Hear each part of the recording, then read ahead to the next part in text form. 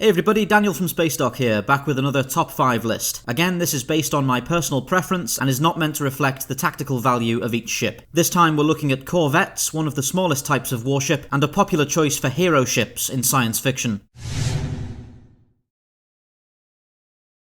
In 5th place, the Earthforce Olympus class Corvette from Babylon 5. These ships were most prominently used across the course of the Earth-Minbari War, where they tended to get pretty regularly torn to pieces by super-advanced Minbari warships, but that never stopped them from trying. I'm a big fan of high-realism designs, so I really appreciate the big chemical engines and heat shields on this ship. I also really like the horizontally mounted missile pods. A lot of sci-fi fails to realise that it doesn't really matter where you deploy a missile from in a vacuum, because the missile can just immediately fire up its RCS and shoot off in any direction you like, regardless of the ship's orientation.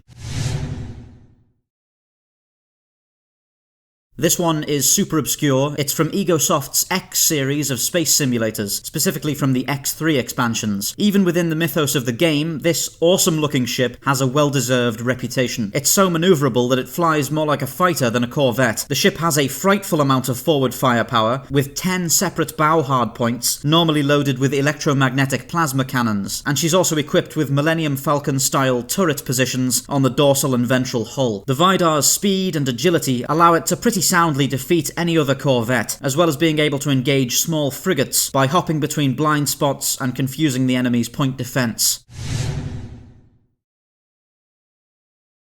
This one had to be on here, the first spacecraft we see in the entire Star Wars saga, and one of the most versatile warships of its era in the fiction. The look of the CR-90 is iconic, and it's become a symbol of the Rebel Alliance. This is perfectly appropriate, as the Corvette is amazingly well suited to Alliance tactics, able to carry out rapid hit-and-fade attacks, alone or with a group, and live up to its nickname by running Imperial blockades. I love how much screen time these ships have got in Star Wars Rebels, especially in their awesome blue paint schemes. It's great to see how important their role in the Rebel fleet is, especially in the early years.